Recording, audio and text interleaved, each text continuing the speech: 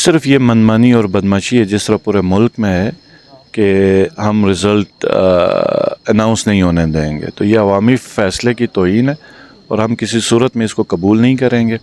ملک بھر میں ہم یہ دیکھ رہے ہیں کہ نومبر تک چیزیں کافی کلیئر ہوں گی اور اس وقت اصل تبدیلی کی میرے خیال میں بات آپ کہہ سکتے ہیں۔ پی ٹی آئی کے جس وقت پارلیمانی لیڈر نامنیٹ ہوگا تو ہم ان کے خلاف ڈیفیکشن کلاز کے تحت کیس انیشیٹ کریں گے۔ کچھ لوگ سمجھتے ہیں کہ یہ نہیں ہوگا، لیکن یہ بالکل ہوگا۔ ہم سپیکر کے پاس اس کا ریفرنس بھیجیں گے اور اگر سپیکر کی طرف سے آفس سے یا چیف الیکشن کمشنر کی آفس سے یہ چیز نہیں ہوتی تو ہم چیف کورٹ جائیں گے۔ شاید ہم دھرنا کال آف کریں استور میں، لیکن اگر ضرورت پڑی جو ہم نے پہلے بھی اناؤنس کیا ہوا ہے، ہم پھر پورے جی بی سے لانگ مارچ کریں گے گلگت کے لیے۔ ہم نے ہر اس شخص کے خلاف کارروائی کرنی، نوٹسز سرو ہوئے ہیں جس نے پی ٹی آئی کی وائلیشن کی اور پی ٹی آئی کے احکامات نہیں مانے۔ چیف الیکشن کمشنر کو پریشر کیا ایک اللیگل درخواست کے اوپر، الیکشن کا رزلٹ جو کوئی نہیں روک سکتا، وائلیشن کی وہ سب کے سب پارٹی سے نکالے جائیں گے۔ کوئی ایک سنگل بندہ چاہے جتنا اہم کیوں نہ ہو، وہ پارٹی کی بنیادی رکنیت سے ہی فارغ ہوگا۔ وانی کا مسئلہ یہ ہے کہ اب سامنے پی ایم ایل این کی گورنمنٹ نہیں ہے تو اس نے کوئی مخصوص لوگوں کو خوش رکھنا ہے، شاہ سے زیادہ شاہ کا وفادار۔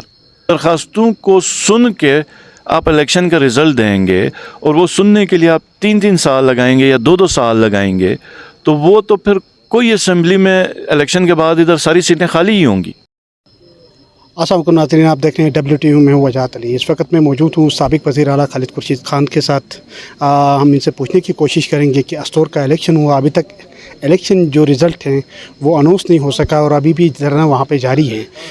کیا ہوا، کس وجہ سے یہ الیکشن کا جو رزلٹ ہے وہ ڈیلے ہوا اور ان کا اگلا پالیسی کیا ہے، کیا کرنے جا رہے ہیں؟ کیا دھرنا گلگت کی طرف آ رہا ہے یا پھر یہ دھرنا ختم ہو رہا ہے؟ کیونکہ چیف کورٹ نے آج ایک فیصلہ بھی دیا ہے۔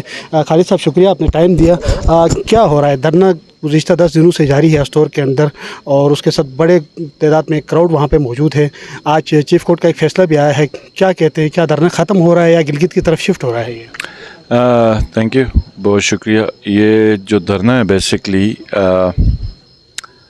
یہ الیکشن رزلٹ روکنے کے اوپر ہے اور الیکشن فارم 47 سے تو واضح ہے کہ الیکشن پاکستان تحریک انصاف جیت چکی ہوئی ہے۔ صرف یہ منمانی اور بدماشی ہے جس طرح پورے ملک میں ہے کہ ہم رزلٹ اناؤنس نہیں ہونے دیں گے، تو یہ عوامی فیصلے کی توہین ہے اور ہم کسی صورت میں اس کو قبول نہیں کریں گے اور جو مرضی ہو جائے رزلٹ ہم لے کے جائیں گے انشاءاللہ تعالی۔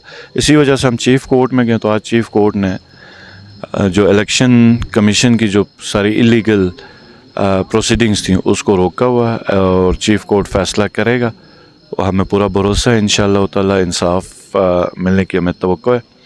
ابھی میں جا رہا ہوں دھرنے کی طرف، تو ادھر مشاورت کریں گے اور چیف کورٹ جو کام کر رہا ہے انشاءاللہ تعالی اس کے فیصلے کا ہم انتظار کریں گے۔ تک شاید ہم دھرنا کال آف کریں استور میں، لیکن اگر ضرورت پڑی جو ہم نے پہلے بھی اناؤنس کیا ہوا ہے، ہم پھر پورے جی بی سے لانگ مارچ کریں گے گلگت کے لیے، کیونکہ یہ ہم تسلیم کر ہی نہیں سکتے کہ کوئی ایک شخص اس معاشرے میں یہ کہے کہ مجھے اس پارٹی کا پرچم پسند نہیں ہے یا یہ پارٹی کو میں اقتدار میں نہیں دیکھنا چاہتا یا اس کینڈیڈیٹ کو ہم جیتنے نہیں دیں گے، کیونکہ پی ایم ایل این اور پی پی کی بھی واضح اسی قسم کی ہی باتیں ہوئی ہیں اور جب بھی انہوں نے الیکشن لڑا انہوں نے یہی کہا ووٹرز کو، سپورٹرز کو، ہلکے کی عوام کو کہ ہمیں اسٹیٹ لائے گی، ہمیں گورنمنٹ لائے گی۔ تو یہ کسی صورت سے بھی ایکسیپٹیبل نہیں ہے، یا یہ جھوٹ بول رہے ہیں تو ہم اس جھوٹ کو نہیں مانتے، سچ بول رہے ہیں تو یہ انتہائی پریشان کن ہے کہ کس طریقے سے ریاست اور حکومت عوامی فیصلوں کو تبدیل کرے گی یا رد کرے گی، کیونکہ حکومتیں ساری عوامی فیصلے سے ہی بنتی ہیں۔ تو یہ جو بدماشی ہے یہ اب ہم نہیں مانیں گے انشاءاللہ تعالی۔ جس وقت ضرورت پڑے ہماری پوری نظریں ہیں چیف کورٹ کی طرف اور ان کا احترام ہے، تو دھرنا انشاءاللہ تعالی بھی دھرنے میں جا کے ہم لوگ ادھر فیصلہ کریں گے اور جب بھی ضرورت ہوئی ہم پوری تیاری کے ساتھ گلگت کی طرف لانگ مارچ کریں گے. اچھا 5 جولائی کا واقعہ ہوا، پھر اس کے بعد 9 سپٹمبر کا یہ واقعہ ہوا، حکومت اور انتظامیہ کا کیا رول رہا؟ کیا یہ یک طرفہ کارروائی چلتی رہی؟ استور الیکشن میں کیا ہوتا رہا؟ ان دونوں کی کیا ایکٹیویٹی رہی وہاں پہ؟ دیکھیں کوئی نادیدہ قوتیں تو تھیں جو الیکشن میں مجھے ہٹانا چاہ رہی تھیں، مجھے اریسٹ کرنے کے لیے کافی ایکٹیویٹیز ہوئیں، آپ کو پتہ ہے. اس کے بعد میرے پہ ایک اٹیمپٹ ہوئی، اس کی بھی ایف آئی آر میرے پہ ہوئی، اور ایک غیر قانونی ایف آئی آر ہوئی میرے پہ. اور پھر اس پہ جس حساب سے بیل کے لیے جو پریشر ان کا جاتا رہا ہے، ڈے ٹو ڈے انہوں نے ہیئرنگ اسی کی رکھی جس طرح میرا وہ جو ڈسکوالیفیکیشن کا کیس تھا، اور پھر اٹیمپٹ ہونا، پھر ان کو پوری ایک سپورٹ ہونا. تو یہ بڑا ایک سوالیہ نشان تھا الیکشن کے اندر. لیکن اچھی چیز جو تھی وہ یہ تھی، اور ہم نے پروپیگنڈا بھی نہیں کیا سارا میڈیا میں کہ ہماری کیا اکثریت ہے یا کیا نہیں ہے، کیونکہ ہمیں خدشہ تھا کہ ان کو جو ہی پتہ چلے گا کہ یہ پاکستان تحریک انصاف یہاں سے سیٹ جیت رہی ہے تو انہوں نے الیکشن کینسل کر دینا تھا. یہ کسی صورت میں بھی الیکشن نہیں کرواتا، تو اس لیے ہم خاموش ہی بیٹھے رہے. جھنڈے بھی انہی کے تھے، گاڑیاں بھی ان کی تھیں. جب الیکشن رزلٹ آیا تو ان کو پتہ چلا کہ عوام پاکستان تحریک انصاف کے ساتھ تھی. اوور آل جو ڈسٹرکٹ ایڈمنسٹریشن تھی اس نے بہترین کردار ادا کیا، R O D R O نے بہت اچھے طریقے سے مینیج کیا. تو ضلعی سطح کے اوپر یہ چیز بالکل نہیں تھی کہ کسی کو فیور دی جائے یا کسی کو تنگ کیا جائے. یہ پریشر سارا گلگت سے آ رہا ہے، اور گلگت سے ان کو بھی تنگ کیا جا رہا ہے، اور رزلٹ پہ پر اثر انداز ہونے کی کوشش کی گئی. جتنے گورنمنٹ ملازمین ہیں ان کو پریشرائز کیا گیا. گورنمنٹ ریسورسز، اب تو پیپلز پارٹی والوں نے بھی الزام پی ایم ایل این کو آج اسمبلی میں لگا دیا کہ پورے گورنمنٹ ریسورسز ان کے اوپر استعمال. کون کر رہا ہے یہ گلگت میں بیٹھ کے؟ کون اس طریقے سے تنگ کر رہا ہے؟ کون پریشرائز کر رہا ہے؟ کس طریقے سے یوٹیلائز ہو رہی ہے ساری چیزیں؟ ایک تو چیف سیکرٹری خود اس میں شامل ہے، اور دوسری چیز یہ ہے کہ چیف سیکرٹری کے ساتھ آج کل حفیظ صاحب بہت زیادہ کلوز ہیں. حفیظ صاحب نے باقاعدہ سب جگہوں کو انگیج کیا کر رہے ہیں چیف سیکرٹری؟ کیا کر رہے ہیں؟ دیکھیں چیف الیکشن کمشنر کو پریشر کیا ایک اللیگل درخواست کے اوپر. الیکشن کا رزلٹ جو کوئی نہیں روک سکتا اس کو روکا گیا. میں آپ کو بنیادی چیز سمجھاتا ہوں. دیکھیں الیکشن کے بعد ہر کوئی درخواست دیتا، جو ہارا ہوا وہ درخواستیں دیتا. اب آپ اس درخواستوں کو سن کے آپ الیکشن کا رزلٹ دیں گے، اور وہ سننے کے لیے آپ 3 سال لگائیں گے یا 2 سال لگائیں گے، تو وہ تو پھر کوئی اسمبلی میں الیکشن کے بعد ادھر ساری سیٹیں خالی ہی ہوں گی، کیونکہ ہر کسی نے درخواست دینی. اب خالی ہماری درخواست پہ تو ہیئرنگ نہیں ہونی چاہیے نا، اب پھر سب کے اوپر ہو جائے. اور سب کے اوپر ہو تو جتنے بھی الیکشن لڑنے والے ہیں، جتنے بھی کینڈیڈیٹس ہیں، ان کو پتہ ہے کہ جب الیکشن ٹریبونل میں کوئی کیس آپ مجھے بتائیں 2 سال سے پہلے ہوا، اور جو بھی پوسٹ الیکشن کنٹروورسیز ہوتی ہیں، الیکشن کے بعد کی کنٹروورسیز ہوتی ہیں، اس کے لیے الیکشن ٹریبونل ہوتا ہے. تو یہ چیف الیکشن کمشنر نے کیا چیز لگائی ہوئی؟ کون سی کورٹ لگائی ہوئی؟ آج تک کبھی آپ نے کسی الیکشن پہ آپ مجھے اس طرح کی سچویشن دیکھ لیں. تو یہ اللیگل ہے. اور الیکشن کمشنر کا تو اپنا کوئی ذاتی انٹرسٹ نہیں ہے، اور وہ جہاں سے انسٹرکشنز لیتا ہے وہ آپ کو بھی پتہ ہے، ہمیں بھی پتہ ہے. جو اس میں نظر نہ آنے والی قوتیں، جس نے پورے ملک کو تباہ کیا، جس نے ادھر گلگت بلتستان میں بھی تباہی پھیر دی، اور پھر ان کے ساتھ یہ بھی ملے ہوئے.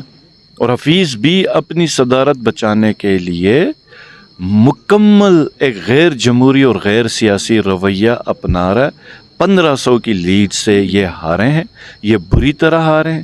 اور یہ جو 50 کروڑ اور 30 کروڑ اور 80 کروڑ کی، یہ اللہ کا واسطہ ہے. یہ مطلب ایسے الزامات لگائیں کہ لوگ اب اس کے اوپر خود ہی ہنس رہے ہیں. 6000 پہ 50 کروڑ روپے خرچ کیے. 50 کروڑ تو میرے خیال میں نواز شریف اپنے حلقے میں 1.5 لاکھ ووٹ لینے کے لیے نہیں خرچ کرتا. تو بے بنیاد الزامات. اور حفیظ کو اپنے کینڈیڈیٹ کا بھی بہت اچھے طریقے سے پتہ. وانی کا مسئلہ یہ ہے کہ اب سامنے پی ایم ایل این کی گورنمنٹ نہیں ہے، تو اس نے کوئی مخصوص لوگوں کو خوش رکھنا ہے، شاہ سے زیادہ شاہ کا وفادار. تو وہ رول یہ وانی اس وقت ادا کر رہا ہے. اچھا، اس میں یقیناً یہ ہے کہ استور الیکشن کے اندر دیکھا کہ یقیناً پی ٹی آئی بڑی بوسٹ ہو رہی ہے گلگت بلتستان کے اندر پورے ملک کی طرح. کیا نہیں سمجھتے ہیں کہ اس وقت گلگت بلتستان کے اسمبلی کے اندر آپ کے ممبران ہیں تو پارلیمانی لیڈر کیوں نہیں ہیں؟ اور آپ کے جو پی ٹی آئی کے ممبران تھے جن لوگوں نے وائلیشن کی، تو ان کے خلاف کیا ایکشن لیا گیا ابھی تک؟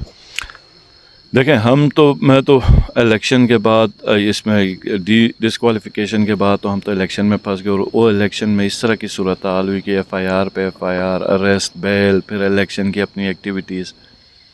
تو اب بھی ہم 9 سپٹمبر کو فارغ ہوئے تو پھر دھرنا سٹارٹ ہوا. ہم نے ہر اس شخص کے خلاف کارروائی کرنی، نوٹسز سرو ہوئے ہیں جس نے پی ٹی آئی کی وائلیشن کی اور پی ٹی آئی کے احکامات نہیں مانے. جو سمجھتا ہے اس کو مس انڈرسٹینڈنگ ہوئی ہے، ان کو ابھی نوٹسز سرو ہوئے ہیں، وہ اپنی مس انڈرسٹینڈنگ کلیئر کرے اور پارٹی کے ساتھ آگے بیٹھے تو اس کے اوپر کوئی مناسب فیصلہ ہو سکتا ہے. تو رہی بات جس نے وائلیشن کی، وہ سب کے سب پارٹی سے نکالے جائیں گے. کوئی ایک سنگل بندہ چاہے جتنا اہم کیوں نہ ہو، وہ پارٹی کی بنیادی رکنیت سے ہی فارغ ہوگا.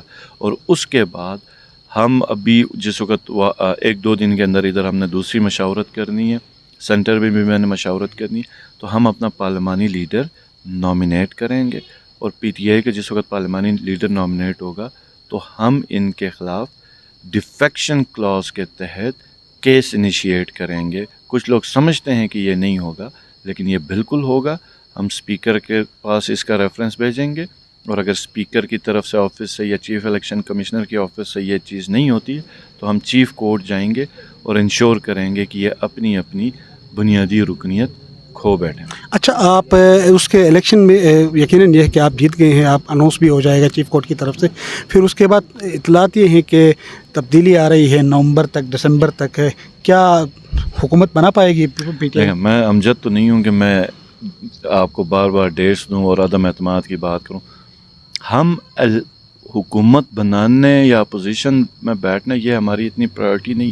اس وقت ہم نے اپنی پارٹی میں جو ممبرز ہیں ان کے اوپر فیصلہ کرنا ہے، اور جس وقت ہماری پارٹی پوری آ گئی تو ہمارے ساتھ کولیشن ممبرز بھی ہیں، جو پارٹیز ہیں، ان کے ساتھ بیٹھ کے ہم اس وقت کی صورتحال کے اوپر کوئی فیصلہ کریں. ہم اس وقت ہماری جو ایکٹیویٹیز ہیں اپنی پارٹی کو اسٹرینتھن کرنے کے اوپر اور اپنے ممبرز کو واضح کرنے پہ، اور اس میں سے جو جتنے واپس آتے ہیں ان کو سمیٹ کے اپنی پارٹی میں رکھنے کے لیے تیار ہیں. اس وقت ہمارے جو چارٹ میں کوئی عدم اعتماد یا کوئی تبدیلی ہے اس طرح کی کوئی بات نہ ہے، نہ ہم سوچ رہے ہیں. ہاں، ملک بھر میں ہم یہ دیکھ رہے ہیں کہ نومبر تک چیزیں کافی کلیئر ہوں گی، اور اس وقت اصل تبدیلی کی میرے خیال میں بات آپ کہہ سکتے ہیں کہ نومبر میں اگر چیزیں کلیئر ہو گئیں تو زیادہ سے زیادہ جنوری فیبروری میں یا نومبر سے ہی الیکشن کے معاملات سٹارٹ ہوں گے. اور جس وقت الیکشن سٹارٹ ہوگا فیڈرل میں، پھر پاکستان تحریک انصاف کو کوئی قوت انشاءاللہ تعالی اللہ کے فضل و کرم کے ساتھ اس ملک میں کوئی نہیں روک سکتا، اس زمین.